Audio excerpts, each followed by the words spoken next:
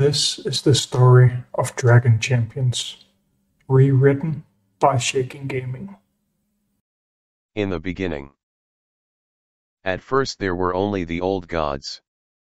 The knowledge of what day and why their spark of life lit up has long been lost. Dragons were their loyal servants, their right hands, the embodiment of their will, and later became their successors. The old gods created Amos first. He led the dragons for many years and epochs, fulfilling the will of their patrons, until the lower races were created. These tiny living creatures changed the order of the universe and provoked, without knowing it, a divine conflict. Each god secretly hoped to attract more worshippers from all the races, not just his own. To achieve this, they started using deception and playing tricks on each other. Mistrust furtively penetrated the pantheon, sowing contradictions that grew into open confrontation. The culmination of their confrontation was the elemental cataclysm. Natural elements tried to reject the warring gods, the edges of reality were torn from the released energy, and the gods destroyed their own kind. Corridor went to their faithful servants, the dragons. Dragons gathered for the first council. They agreed to never repeat the mistakes of the gods. The lower races were created to maintain the balance of the universe. The gods had ordered each race to have its own dragon protector. Not all dragons were satisfied by this, but they were allowed to bestow part of their power on the heroes whom the storytellers later named dragon champions. Millennia succeeded each other, the dragons tried to move away from power, allowing the lower races to decide their own fate. Heroes were born, dragons secretly gave them strength, but the young adventurers did not know that they were destined to become dragon champions. Dragons and their champions. Amos the Golden, protector of humanity, the Primordial Dragon. The most reasonable and wise of his kind. His knowledge and diplomacy made it possible to prevent conflict between dragons after the elemental cataclysm and to convene the first council. Amos was the first dragon that went into hiding from the lower races. Irokar the Betrayer, demon protector. The old gods entrusted Irokar with an ancient race of which no records remain. After the first council, the dragon retired in caves deep below the surface of the earth, where he began to study the elements and, during the experiment, created demons, violating the law of creation. Ihedin the Wild, protector of the pack. Ihedin violated the law of creation by channeling the life energy during the elemental cataclysm into the animals of the oasis Kadasik. Hiding among the mirages of the oasis, he continues to oversee his creations. Mekadar the Iron, protector of the goblins. A dragon that honors the perfection of mechanisms along with living flesh. His intellect and morals were fully reflected in the race he patronized. Mahadar has a clear mind and an unquenchable passion for designing new mechanisms. B. Grandfather of the North, protector of the white pandas. A judicious dragon, symbolizing peace and balance. B. Often sided with Amos, trying to prevent conflicts between the dragons, opposing any strife. He loves snow and mountains, so it is likely that he hid among them. Zuneo, the red bird, protector of the red pandas. Zuneo is B's sister, a scarlet dragoness who embodies femininity and feminine power in the state of pandas. Since ancient times, all the rulers of the red pandas were dragon-born, and Zuneo personally monitored the observance of traditions in the state. When she disappeared, the conflicts between the white and red pandas began to heat up. Aziner the Furious, orc protector. Dragon warrior, chained in the strongest armor. If conflicts arose in Corridor, it was Aziner who acted as the hand of justice. After the disappearance of Amos, Aziner withdrew into himself and remained with the orcs entrusted to him to the last. He was the last of the dragons to disappear. Silental Moonwing, protector of the elves. A graceful firstborn dragon, able to heal and bless with the power of her piercing thought. Sylental fanatically defended the Valerian woods, but disappeared shortly before the mysterious death of Vainorion, the primordial elf. The empire of people, the great houses of the Pandas and the kingdom of the elves honor their patron dragons, although they have never met or even seen them. The Orc Khaganate, the Goblin Machinery and the Pride tribes formed the Wastelands clans. The members despise the dragons, and they do not hesitate to use the ancient artifacts left by the dragons, even ready to take them into a battle, if necessary. The Wasteland clans and the Order of the White Flame often claim the same land, so conflicts between factions have not subsided for several decades. The Order of the White Flame. Elves. Elves were the first of the lower races in Corridor. First among equals, the most ancient and ever young race. Firstborn, that's what they call themselves. Elves do not die from old age or diseases, but in battle they are not immortal. Inhabiting the Valerian woods, the firstborn were able to build one of the most efficient state machines on the continent. The Elven King had long ruled the elves, embodying the ideas and skill of an entire race. But the king died a mysterious death, which circumstances to this day are shrouded in mystery. Rumor has it that it was a curse or retribution for unknown affairs of the past. It is only known that Vainorion sacrificed his immortal life so that one of his descendants would receive part of the strength of the protector dragon, becoming dragon champion. There were few enemies in the kingdom of the Valerian woods, but the goblins constantly annoyed the elves. Their machines cut down large parts of the woods for the sake of high-quality wood that they used in their military vehicles. In the end, the elves lost their patience when treacherous goblins in their impudence started lumbering the Tree of Life, one of the most sacred relics for the elves. The king's son, Hanavel Lunar, sat on the throne and took up the reins of government. He began to look for allies for a full-scale war. However, Elven pride did not allow the firstborn to enter into an alliance with anyone. Hanavel was about to send messengers to potential allies, when Emperor Aurelian himself, ruler of the Vend Empire, which belongs to the people, came to visit his court. Humans was not among the opponents of the Elven crown, but still, these two nations could not be called allies or even friends. However, during the diplomatic visit, Aurelian convinced Hanavel that their people had followed similar traditions for centuries, and a military alliance would give them enough power to face the goblins, and then the orcs. But the most surprising part of this meeting of the two rulers was the appearance of the third. A respectable leader of the Panda houses came to the court a few hours after the council began.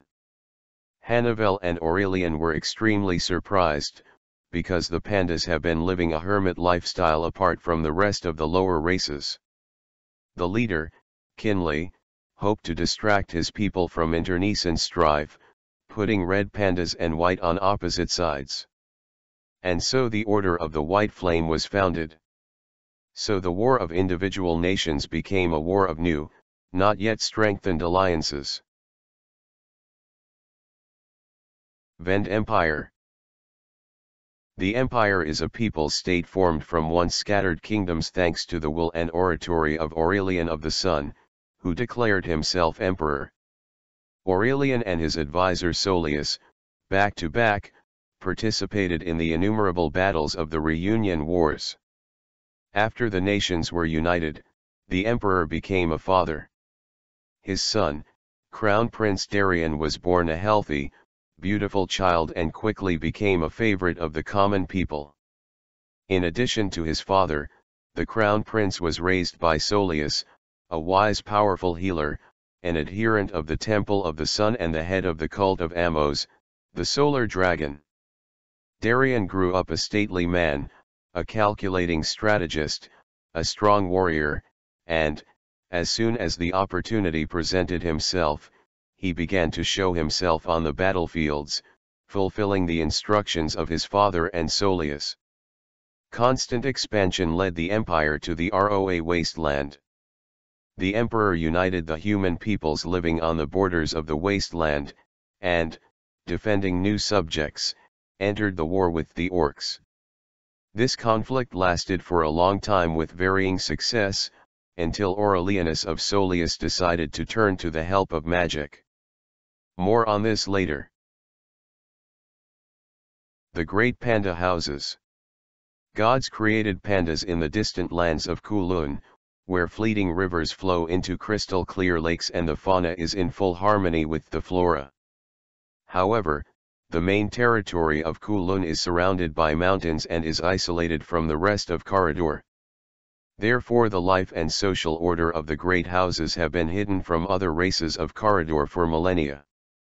The heads of the great houses make up the Circle of Balance, a council of powerful magicians whose members from the Dawn era have been assigned with the task of keeping Kulun safe from the outside world. Disputes between the red and white pandas have been going on for a long time. How to best govern the state, how effective various military strategies would turn out to be, and so on. The disputes were often resolved in fights of honor or open clashes between houses. The Circle of Balance did not support these clashes, as it weakened the country. But then the heads of the houses had a vision that filled them with fear. This led them keenly to seek out the elves and the humans. There are 4 great houses. 2 for each nation. House of Wisdom, controlled by white pandas. It consists of sages and healers. Blade House, controlled by white pandas. It consists of adherents of ancient martial arts, the shields of the nation. House of Fire, controlled by red pandas. It consists of mages, masters of various magic schools. House of Shadows, controlled by red pandas. It consists of the ninja, the master of silence and stealth. The Wasteland Clans. The Orc Khaganate. Orcs. Living embodiment of power. Huge, harsh machines of war that do not know rest and defeat, driven by the honor and cruel laws of their tribes. Their language lacks the word fear, and a well-developed military craft helps them survive in the harsh lands of the Roa desolation. Orcs are led by an unwritten code that is passed down from generation to generation. The author of the code is the Great Khan, whom they call the Khagan. The code prohibits orcs from killing children, defenseless old men and women, and killing bedridden people. They are warriors, but warriors are noble and fair. For millennia, orcish campaigns have connected the nations of the Roa wasteland. The peoples who chose to join the Khaganate did not suffer. They received protection from any attacks and ambitious allies. At a general council of leaders, this state was called Khaganate. Khagan Tromgar, Shield of the People, came to power several years ago. His sister Morda deservedly took the post as supreme shaman, ready to send her brother with wise advice. Tromgar proved himself a stern, but fair ruler. And it was under him that Khaganate faced the first worthy opponent. Recently the Order of the White Flame was created by the humans, elves, and pandas.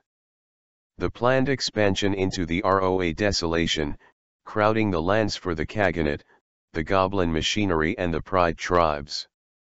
Tromgar sent heralds to the supreme goblin designer Murdoch, and to the mother of the pride, Hera. His call was heard and the leaders gathered for advice in the tent of Khagan. Thus, the clans of the wasteland were formed, a faction that is not inferior in military power to the recently created Order of the White Flame. When the order began its active expansion of the wasteland, only a few days later, he received a sharp and bloody response from the clans.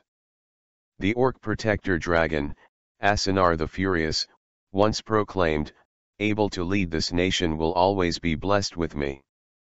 Each leader, and subsequently the first Kagan Tromgar, were dragonborn.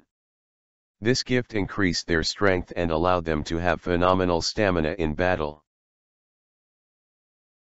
Goblin machinery. Goblins were created to complement the physical strength of the orcs with their flexible thinking.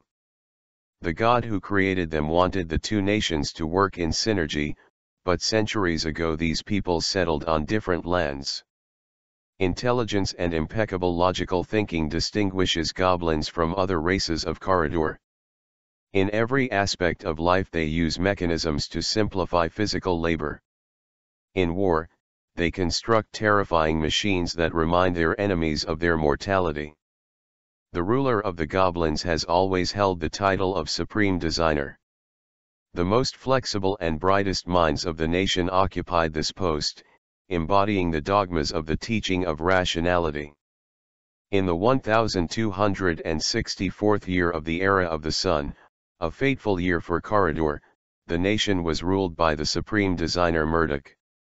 His mechanical guards kept vigilant watch around their master, almost tirelessly constructing new mechanisms for the current war with the kingdom of the Elves. The treacherous Long-Eared did not allow the goblins to mine the magic tree, so necessary for the production of new heavy-duty machines.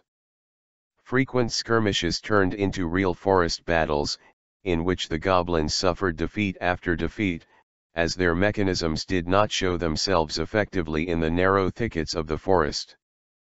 But everything changed when the battles moved into the Roa desolation. In the desert, the great designer and his engineers discovered oil and created fuel from it. It improved their military mechanisms, adding vitality and effectiveness. However, the new constructs were only able to level the playing field against elven magic, bows and blades. Murdoch decided not to waste his energy and look for an ally to expand his war tools.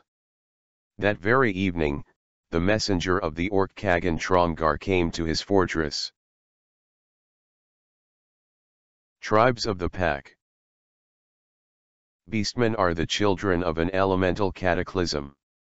The dragon Ehedin studied the nature of this phenomenon from the very beginning of the extermination of the gods. The deadly streams of energy released during the cataclysm, ironically of fate, contain the divine power of creation. This did not go unnoticed for Ehedin, who in the last moments tried to retain at least part of the strength of his patrons. The unbridled energy of the fighting deities refused to obey even the power of the dragon, but he was able to channel it into the beasts of the nearby oasis. This is how the beastmen appeared. They forever stayed away from people and animals, not referring themselves to either one or the other. Ehedin did not formally violate the rules prohibiting dragons from creating, because at that time the first council had not yet taken place. But his creation did not remain a secret from other protectors, and it was this act of creation that became the last prerequisite for the first council. Beastmen lived in prides in their domains, guided by the mother of the hero of the pack, clashing with no one until the Wend Empire encroached on the trees in their forests. In pursuit of profit, the imperial merchants drove the beastmen into the wasteland of Roa, where imminent death awaited them. Herald of the orc Kagan Tromgar, who arrived in the morning, offered to help them in the war and join the wasteland clans. Having united with the warriors of the steppes, they regained their possessions and became enemies of humanity, who deprived them of their home in their greed. The people of Oasis Katasik had an innate gift for healing magic to heal even the worst wounds, but beastmen rarely experimented with battle spells. Alliance with the Khaganate became extremely useful for the pride. Orc High Shaman Morda taught the pack mages the secrets of ancient healing spells, unleashing the potential that Ehedin had in ancient times.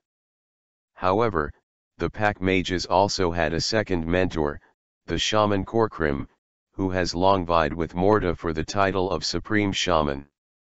He showed the shamans of the pride spells that inflict unprecedented damage to enemies, channeling the innate abilities of beastmen in a completely different, destructive direction. Now the flock represents a significant threat on the battlefield, using effectively all the features of the biological species. Demons. Demons have never considered themselves an inferior race. They were brought to life by the ambition of one of the protector dragons who studied the power of the elements during the Age of Dawn. The dragon Irokar discovered the essence of life in every element and through his power revived the flame, sulfur, smoke, and other substances that surrounded him in a deep underground cave. This is how the first demons, creatures embodying ambition and elements, appeared. Irokar violated the law of creation, becoming like the old gods, therefore he was rejected by the dragon brothers and sisters and received the nickname traitor. Demons, according to the plan of their creator, have strong magical potential.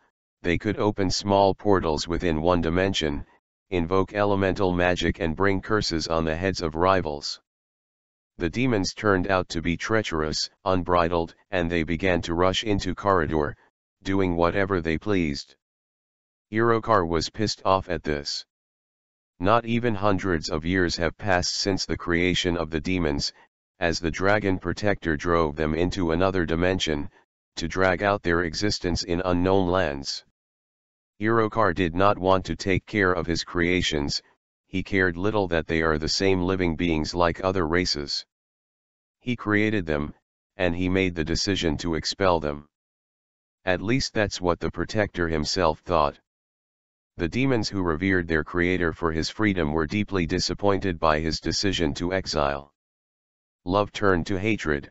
The willful children had a strong desire to return and take revenge on the willful father. But just as every revenge must have a goal, so every uprising must have a leader. Every demon could be called an exile after the dragon's decision, however the very first was the exile Shadar. He was the primordial, firstborn, favorite, and at the same time the one on whom Irokar's theory of the essence of life within the elements was tested.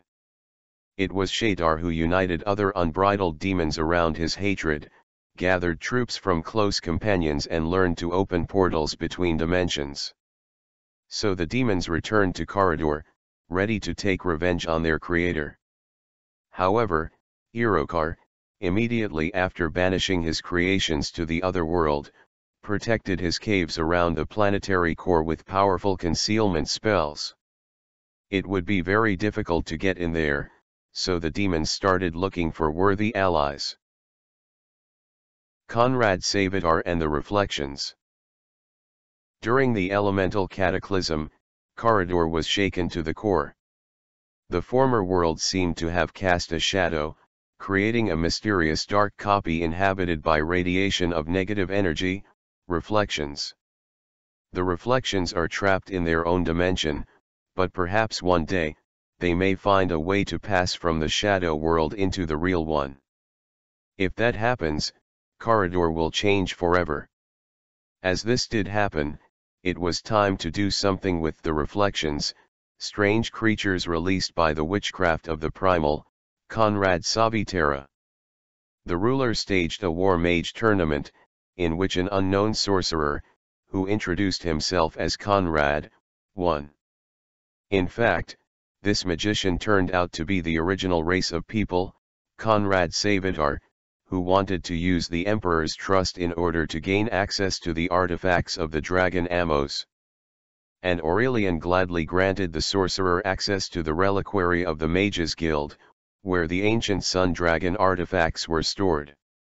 The Emperor asked Conrad not to deny himself anything and use everything that was required to destroy the orcs. The original promised to save the king from the orcs with their own help. To do this, he used dragon magic, borrowing part of the power from Amos' artifacts, and opened a portal to a parallel world, from where he began to release reflections created by the gods during the elemental cataclysm. Conrad Savitar hid the details of his dark ritual, along with the reflections of the orcs in Corridor. The reflections of the other races of this world were released. Only outwardly they were copies of humans and elves, but they were extremely hostile to all living things.